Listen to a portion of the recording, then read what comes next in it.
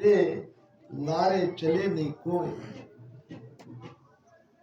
के सुखदेव सब सांभळो रे, जन्म गवावे काय, क्यों अपना जन्म बेकार गंवा रहे हो।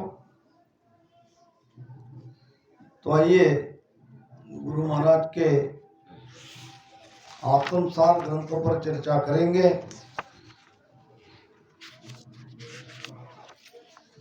एक 105 विषय 428 हर्जस। ये एक सागर के समान है।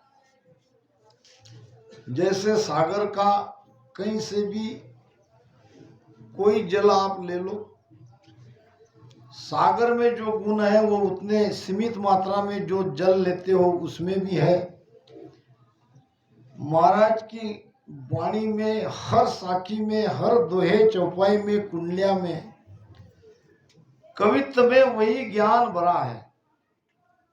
अगर खोज करने वाला हो, उसमें भी संत मोहनदास जी महाराज कहते थे कि ग्रंथ विभाग जो है ये गुरु महाराज के सबसे स्वयं अनुभव के या हमारे लिए ध्यान साधना में प्रेरित करने वाले विषय होने चाहिए। क्योंकि अंग विभाग में तो उपदेश चेतावनी आती है। जो गुरु महाराज को उपदेश देना था, चेताना था जीव को, वो चेताने का प्रयोजन उसमें किया। और संवाद विभाग में तो उस समय जो जो ज्ञानी ध्यानी मिले गुरु महाराज को, इस संवाद विभाग की जब बिराई से, राम चौकी से गुरु महाराज पूरब के लिए निकले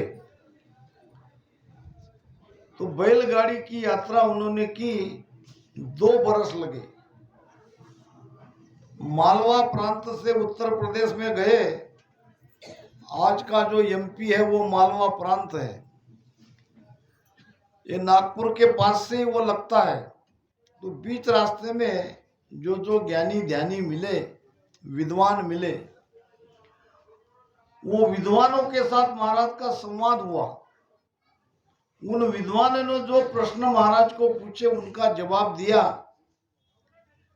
तो ये तो विद्वानों के तरफ से आए हुए प्रश्न का उत्तर संवाद में है, और वो भी गजब का ज्ञान है।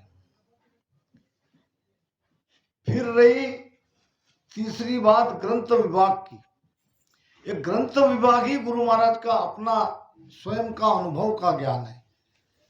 क्योंकि उपदेश चेतावनी में तो ज्यादातर भागवत के, वेद के, शास्त्रों के प्रमाण उन्होंने लिए हैं। संवाद में जो पूछा गया उसका उत्तर दिया है। मगर ग्रंथ विभाग में ऐसा नहीं है। ग्रंथ विभाग में उन्होंने अपना स्वयं का अनुभव दिया है, जो हमारे लिए बहुत ही उपयोगी है। चौथा प्रकार है पद विभाग का। वो तो जैसे जैसे पद बने वैसा वैसा ज्ञान उसमें है। उसमें सब प्रकार का ज्ञान है। उपदेश चेतावनी से लेकर मनुष्य जन्म के महत्व को लेकर ध्यान साधना की निर्णय के सारे पद उसमें है। तो इसमें से आत्मसार ग्रंथ पर हम चर्चा करेंगे। क्योंकि जब मैं कोला और धामनगांव आता हूं, कल से मुझे ज्ञानेश्वर कह रहा है कि आत्मसार लेना है। जाहिर है, स्वाभाविक है, कवले के रहते तो आत्मसार तो उनका एक अंदर से लगाव है, प्रेम है इस ग्रंथ पे। और दूसरी तरफ उधर लोगा मागाव, वहां भी आत्मसार ग्रंथ की बहुत महिमा होती है। और यह ग्रंथ भी ऐसा है।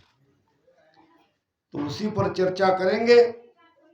महाराज कहते हैं, बाचे सुने अरत जो चीने,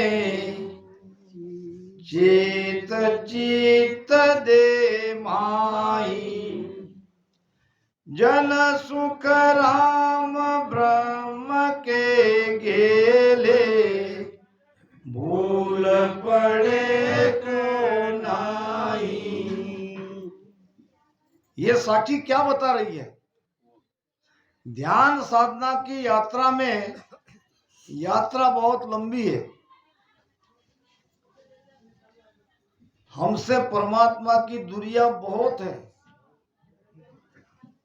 और हमसे परमात्मा बहुत नजदीक है। दोनों बातें कैसी हो सकती है? हमारे कारण परमात्मा हमसे दूर है। अगर हम समझ गए तो वो हमारे पास है, और ये समझने के लिए ही ध्यान करना पड़ता है।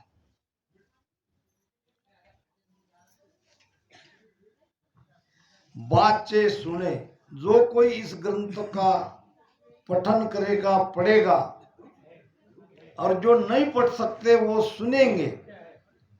पढ़नते सिकनते सुननते परम धाम पावनते सही। देखो, महाराज के ज्ञान में दोनों बात आएगी।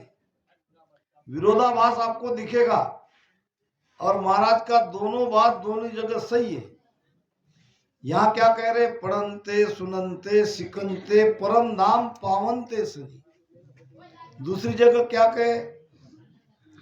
पढ़िया गुण्या हाथ नहीं आवे, सुन्या सांभळ्या काई। वही कह रहे ना महाराज, पढ़िया गुण्या हाथ नहीं आवे, सुन्या सांभळ्या काई। और यहाँ कह रहे पढ़नते सुननते सिकनते परम धाम पावनते सही। किसको पकड़ोगे, किसको छोड़ोगे? दोनों सही है। भगवान गौतम बुद्ध के पास दो व्यक्ति आए, एक था नास्तिक, एक था आस्तिक। दोनों एक ही समय में आए संयोग से। अब नास्तिक ने कुछ प्रश्न गुरु महाराज को, भगवान गौतम बुद्ध को पूछे, तो भगवान गौतम बुद्ध ने उसे परमात्मा के बारे में बताया कि परमात्मा है, उसका अस्तित्व है, वो है तो सब है। और वो था नास्तिक। अब जो आस्तिक था उसे बड़ा आनंद आ रहा था, मेरा ही पक्ष ले रहे हैं। मैं जैसी परमात्मा में आस्था रखता हूं, भगवान बुद्ध भी आस्था रख रहे हैं, और वो नास्तिक को समझा रहे हैं मैं ही सही हूं। हर एक को लगता है हम सही है, दूसरे गलत है। सही गलत का कोई अंतर नहीं है। हमारी दृष्टि अगर सुधर गई तो सारी सृष्टि सुधर गई। दृष्टांत ध्यान रखना, दो पंडित जी थे, गांव में किसी धनवान सेठ के यहाँ कथा करने गए। 7 दिन की कथा हो गई। अब प्रारंभ से ही एक पंडित जी को लगता था कि सेठ बड़ा धनवान है। कथा समाप्ति के बाद कम से कम 11,000 तो जरूर देंगे, कम से कम। दृष्टि जैसी दृष्टि वैसी सृष्टि, कम से कम 11,000 जरूर देंगे। मन में ये भाव रख के वो कथा कर रहा था, समय का इंतजार कर रहा था। दूसरे पंडित जी, उनकी दृष्टि कैसी थी? सेठ है तो बड़ा धनवान मगर कंजूस है। इसने 1,001 भी दे दिया तो बहुत बढ़िया, इसने 1,000 रुपए भी इसके मिल गए तो बहुत बढ़िया, मैं समझूंगा कि लाखों रुपए इसने दे दिए। अब कथा समाप्त हो गई। 1100 रुपए दोनों के हाथ में टिका दिए। दोनों निकले, एक बड़ा दुखी, एक बड़ा सुखी। एक समझदार व्यक्ति मिला, क्यों पंडित जी, राम राम, कहां से आ रहे हो? कथा से आ रहे हो। तुम्हारा चेहरा, तुम्हारा थोबड़ा उतरा हुआ क्यों, और तुम इतने सुखी क्यों? क्या सेठ जी ने कुछ दिया नहीं दान दक्षिणा में? जो दुखी था वो कहने लगा, दिया तो है, लेकिन क्या? 1100 रुपए दिए। अच्छा, दूसरे को पूछा, तुम इतने क्यों खुश? क्या तुमको 10-20 हजार दे दिए? उसने कहा 1100 रुपए दी। ये 1100 रुपए इसको भी मिले, 1100 रुपए इसको भी मिले, एक खुश एक दुखी, दोनों का दृष्टि का अंतर है।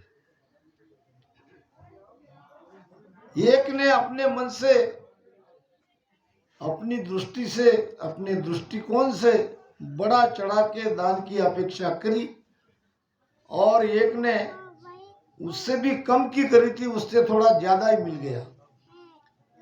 तो तुम्हारे हमारे करने से दुनिया बदलने वाली नहीं है, वो जो कि क्यों रहे कि बदलना है हमको। बदलना किसको है? कहत कबीर सुन भाई मुनिया, आप ही मर गई डूब गई दुनिया। हम मर गए तो दुनिया डूब गई, हम सुधर गए तो दुनिया सुधर गई। तो हमारा दृष्टांत चल रहा था, किसी को याद हो तो बताना कौन सा चल रहा था? हाँ, आत्मसार तो ग्रंथ चल रहा था। बाचे सुने अर्थ जो चीने चेत चित्त दे माई, और जन सुख राम ब्रह्म के गेले। मैंने शब्द पकड़ने के लिए कहा था, चलो कोई बात नहीं, आ जाए, याद आया तो ठीक, नहीं तो गाड़ी तो चली रही है।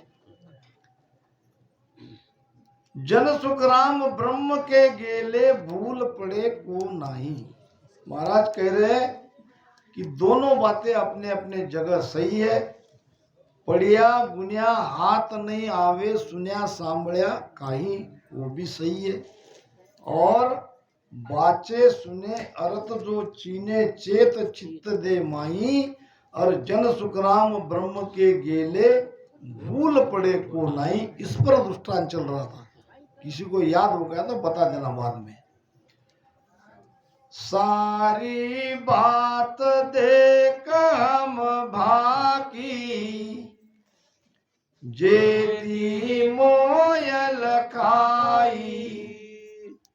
जन सुख राम वार नहीं पारा, ब्रह्म वेद को भाई। क्या कह रहे गुरु महाराज? उस ब्रह्म को पूरी तरह से मैं भी लग नहीं पाया। सारी बात देख हम बाकी, जितना मैंने देखा उतना ही मैंने कहा। जेती मोए लकाई, जितना मैंने लखा उतना बताया। वो तो अथाह है। एक व्यक्ति एक लोटा हाथ में लेके निकला जल लेने के लिए कुएं के पास। कुएं को कहा मुझे अथाह जल चाहिए, क्या तुम्हारे पास है? कुएं ने कहा अथाह जल चाहिए तो तुम किसी तालाब में जाओ, किसी सरोवर में जाओ, मेरे सीमित मात्रा में मेरे पास जल है, मैं तो तुम्हें दे नहीं सकती। ठीक है कर कर तालाब के पास आया। तालाब को कहा मुझे अथाह जल चाहिए, क्या तुम मुझे दे सकते हो? तालाब ने कहा देखो भैया, ये मैं कितना लंबा चौड़ा हूं, इतना ही मेरी क्षमता है, मैं इतना दे सकता हूं। अगर तुम तो इससे भी ज्यादा चाहिए तो सागर के पास जाओ। कहां जाओ? सागर के पास जाओ, सागर ही तुम्हारी इच्छा पूरी करेगा। लोटा लेके आदमी गया सागर के पास, कहा मुझे अथाह जल चाहिए। सागर ने कहा बेटा लाए क्या हो? लाए वो लोटा, और अथाह जल की चाहना कर रहे हो। पात्र भी अथाह लाओ, मैं तो अथाह हूं, जितना चाहे वो ले जाओ, मेरे अंदर कोई कमी नहीं है। कहने का मतलब छोटे छोटे अनुभव से बहुत लोग मैं सुनता हूं, अब हर जगह जाता हूं, सुरती शब्द ऊपर चली गई, पहुंच गए। अरे भाई, तुम्हारी सुरती वहां नहीं जाती तो तुम कैसे उस ब्रह्म के बारे में कह रहे हो? वो तो अथाह है। तुमने जितना जाना है उतना सीमित मात्रा में जाना है। तुम ब्रह्म की पूरी व्याख्या नहीं कर सकते, तुम ब्रह्म को समझा नहीं सकते। समझा उतना ही जितना तुमने जाना। और ये भी याद रखना, वो उससे भी आगे है, उससे भी अथाह है, उससे भी परे है। और था परे समझ के आगे, गम से न से बारा, के सुख राम सुनो बैरागी, ओ सत भेद हमारा। अर्थापरे, हमारी बुद्धि जितनी चलेगी उतना ही हम अर्थ करेंगे। हम जितना जानेंगे, जितना समझेंगे, उतना ही बता सकते हैं। और ये चीज बुद्धि और समझ के परे है। जो बुद्धि और समझ के परे है उसको बुद्धि में कैसे ला सकते हैं, कैसे समझा सकते हैं। इसलिए ऐसे महान ध्यानी जिन्होंने 18 वर्ष एक ही आसन पे बैठ के ध्यान किया, उनके मुख से वाणी क्या निकल रही है देखो, कि सारी बात देख हम बाकी, जेती मोह लखाई दृष्टांत याद आ गया। बता देता हूं। भगवान गौतम बुद्ध के पास आए, नास्तिक को भगवान के बारे में भगवान बुद्ध कह रहे थे। ये सुन के आस्तिक बड़ा खुश हो रहा था, आनंदित हो रहा था। फिर उनको जाने के लिए कहा, फिर ये आ गया, भाई पूछो। अब ये परमात्मा के बारे में तरह तरह की बातें कहने लगे, उसकी आस्था के बारे में सुना सुना सुना। भगवान गौतम बुद्ध ने कहा, चुप रहो, जो चीज है ही नहीं तुम उसके बारे में मुझे समझा रहे हो। परमात्मा है ही नहीं और तुम कह रहे हो मुझे परमात्मा है, ऐसा है, वो है। चुप रहो। अब बड़ा आश्चर्यचकित हो गया। अभी तक इनको तो कई तरह से समझा रहे थे और मुझे कह रहे परमात्मा है ही नहीं। कहने लगा, भगवान ऐसा क्यों? उनको तो आपने बहुत तरीके से समझाया, जो मेरी धारणा है वही आपकी धारणा है, ऐसा मुझे लगा। बड़ा आनंद आया।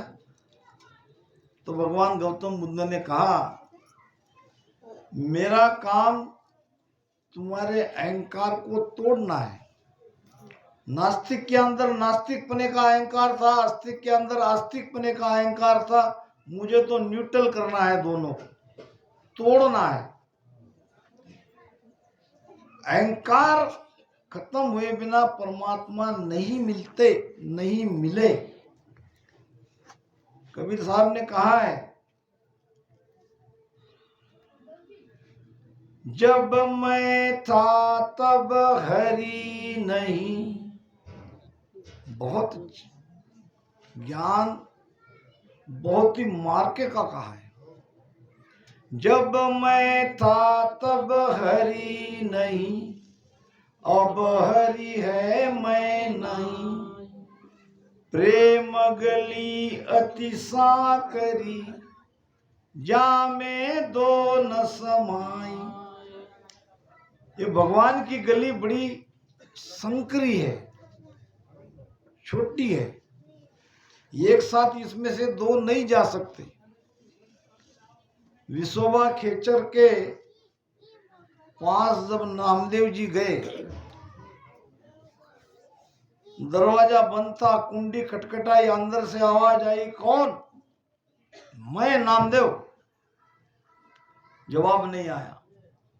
थोड़ी देर रुका, कुंडी खटखटाई, दोबारा आवाज आई अंदर से विसोबा खेचर की, कौन? मैं नामदेव। जवाब नहीं आया। कैसी बात है?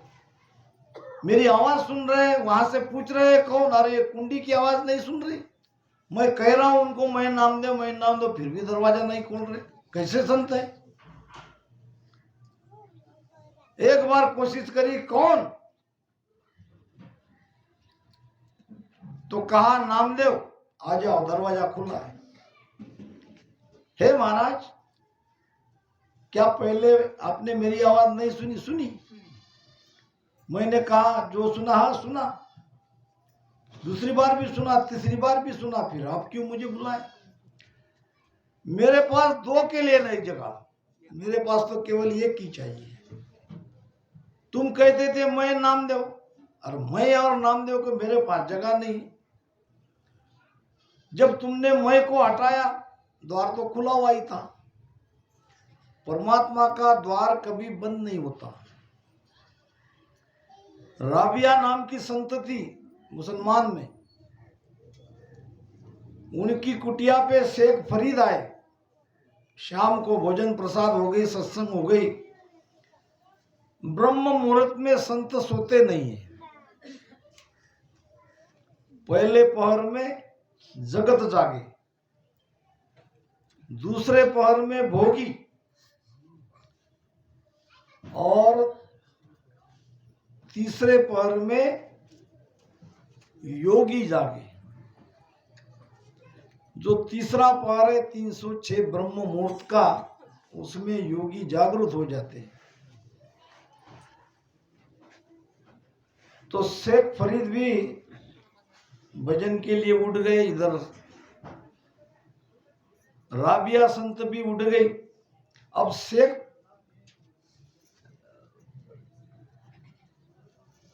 नाम भूल गए अभी के अभी, हाँ फरीद नहीं, दूसरा कोई था। तो वो जो आए थे, उसका भजन करने का तरीका बड़ा अजब था। वो 3 बजे जमीन पे इधर उधर लोटपोट होने लगे और ऐसी छाती पीटने लगे, प्रभु द्वार खोल, प्रभु द्वार खोल, अल्लाह द्वार खोल। राबिया को देख के बड़ा आश्चर्य हुआ, ये क्या भजन करने का तरीका है? ये कोई अल्लाह की इबादत करने का तरीका है? बहुत देर तक उसने देखा, आंख से आंसू आ रहे थे, परमात्मा को पुकार रहे थे, हे प्रभु द्वार खोल, हे अल्लाह द्वार खोल, हे अल्लाह द्वार खोल। राबिया ने कहा, फरीद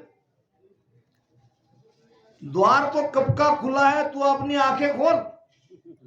द्वार तो कब का खुला है, परमात्मा का द्वार कहीं बंद होता है? द्वार तो खुला है, तू आंखें खोल नहीं रहा है। तू आंखें खोल, तू सुमिरन कर, परमात्मा मिलेंगे।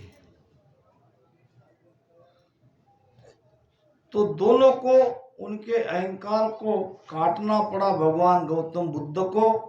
और कबीर साहब ने अपने वचन में कहा है कि प्रेम गली अति सांकरी, जामे दो न समाए। अहंकार के साथ परमात्मा को नहीं मिला जा सकता, और अहंकार आता ही है। और यही है सबसे घातक भक्ति में, परम पद की भक्ति में। सर्वानंद नाम का कबीर का बहुत ही प्यारा शिष्य था और शास्त्रों का ज्ञाता था, बहुत विद्वान था। अच्छे अच्छे पंडित शास्त्रार्थ करने के लिए उससे डरते थे। बड़े बड़े ज्ञानियों ने उसके साथ कोशिश की, हार गए। जिसको वो हराता था, उसकी शास्त्र की, उसकी पुराण की किताब वो ले लेता था। ऐसे 40 बैल के ऊपर किताब लदी जाती थी, इतनी किताब, इतने शास्त्र उसने जीत रखे थे। अब उसने अपना नाम सर्वजीत रख दिया। कोई उसे सर्वानंद नहीं कहता था, सर्वजीत कहते थे। मगर जब घर में आता तो घर में उसे उसकी माँ सर्वानंद ही कहती थी। सर्वजीत अपने माँ को कहता, माता जी ये ठीक नहीं, सारे लोग मुझे सर्वजीत कहते हैं और तुम मुझे सर्वानंद क्यों पुकारती हो? माँ ने कहा, बेटा इसमें क्या तकलीफ है तुम्हें, मैंने बड़ा प्यारा नाम तुम्हारा रखा है, सर्वानंद, कितना प्यारा नाम है। दूसरी बात, तुमको पुकारते पुकारते आदत हो गई, अब वो नया नाम मेरे मुख में आता नहीं, इसलिए मैं तो तुझे सर्वानंद कह के ही कहूंगी। नहीं माँ, इसमें मेरा अपमान होता है। देखती नहीं है मैंने सारे विद्वान पंडितों को शास्त्रार्थों में हराया देखा तो है, और मुझे खुशी भी होती है। किस माँ को खुशी नहीं होगी? सभी विद्वानों को तुमने शास्त्रार्थ में हराया, इसकी मुझे खुशी है। फिर मुझे सर्वजीत क्यों नहीं कहती हो? अरे मैंने तो कहा मेरे मुंह में वो शब्द आता नहीं। ठीक है, अगर तुम मेरे मुख से सर्वजीत कहलाना ही चाहता है तो 40 कोस के दूर पर काशी में मेरे गुरु महाराज है, जिसका नाम है कबीर साहब। ज्यादा पढ़ा लिखा तो है नहीं, मशीन छाई छुई कहते ना कबीर साहब।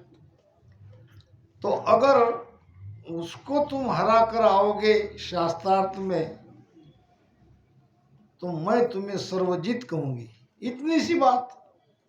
बड़े बड़े विद्वान पंडितों को हारा है, उसके सामने कबीर साहब क्या है? वो तो पढ़े लिखे है नहीं, अभी गया अभी आया।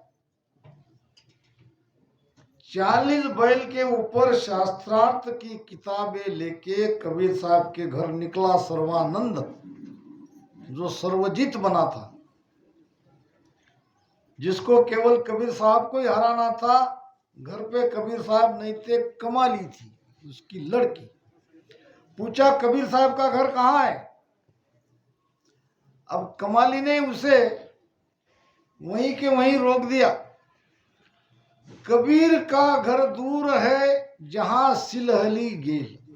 सिलहली यानी फिसलन, पैर टिकते नहीं, ऐसी फिसलन जगह, कीचड़ में पांव फिसलते कि नहीं। कबीर का घर दूर है जहां सिलहली गेल, और पावन टीके पिपील का, और तू लादे है बैल। जहां चींटी के पैर रुक नहीं सकते, फिसल जाते हैं, वहां तूने 40-40 बैलों के ऊपर शास्त्रार्थ की किताबें लाके तुम कबीर साहब का घर ढूंढने निकले हो। वो तो दूर है, कैसे जाओगे वहां तक? इतने में कबीर साहब आए, देख लिया और डांटा, तुम क्यों लोगों को ऐसे बतियाते रहती हो? अंदर चली गई कमाली, कबीर साहब ने पहचान लिया। परिचय देने की जरूरत नहीं हुई। आओ बेटा, मैं तुम्हें जानता हूं, कैसी है तुम्हारी माताजी? हालचाल पूछा और वहां कैसे आए। ज्यादा देर तक वो इधर उधर की बात नहीं की, सीधे बात पे आ गया, मुद्दे पे। कहा कि मुझे आपसे शास्त्रार्थ में जीतना है। आपको जीतते ही मुझे मेरी माँ सर्वानंद कहना छोड़ देगी, सर्वजीत कहेगी, और मैं सर्वजीत कहलाना ही पसंद करता हूँ। ज्ञान का अहंकार आ गया। माँ के मुख से सर्वजीत कहलाना पसंद करना चाहता था। कबीर साहब ने तो देख लिया इसका तो अहंकार है। संत अहंकार को कैसे तोड़ते हैं? यूं ही संतों को संत नहीं कहते। कागज के रे फूल पर भौर न बेसे आए, और पोप बास सुखराम कहे मांड्या धकेल्या न जाए। एक भौरे की, सच्चे फूल की और कागज के फूल की परख है, और वो कागज के फूल पे नहीं मंडरा था। सच्चे फूल पे धकेलने से भी वहां से दूर नहीं होता। यूं ही लोग नहीं जाते, नहीं सुनते, उसका भी कोई ना कोई कारण जरूर रहता है। तो कबीर साहब ने उसे कहा कि शास्त्रार्थ करने की आवश्यकता ही नहीं है, क्योंकि मैं जानता हूं तुम विद्वान हो। तुम्हारे जैसा प्रगाढ़ पंडित आज इस मृत्युलोक में कोई नहीं है। नहीं, आपने जो कहा है वो ठीक कहा है, मगर अब ये मेरी माँ नहीं मानेगी। माँ को कैसे समझाए? बड़ा आसान, लिख लो। मैं स्वयं हार गया ऐसा लिख के देने के तैयार हूं, मगर मुझे लिखना आता नहीं, तुम लिख लो। अच्छा, ये तो बहुत बढ़िया हुआ, कोई शास्त्रार्थ करने की आवश्यकता नहीं है, स्वयं वो लिखने को तैयार है। कबीर हारा सर्वानंद जीता, ऐसा लिख के अंगूठा लगा के पर्ची जेब में डाल के आया। आते ही माँ को बताया, माता जी अब मुझे सर्वजित कहना ही पड़ेगा।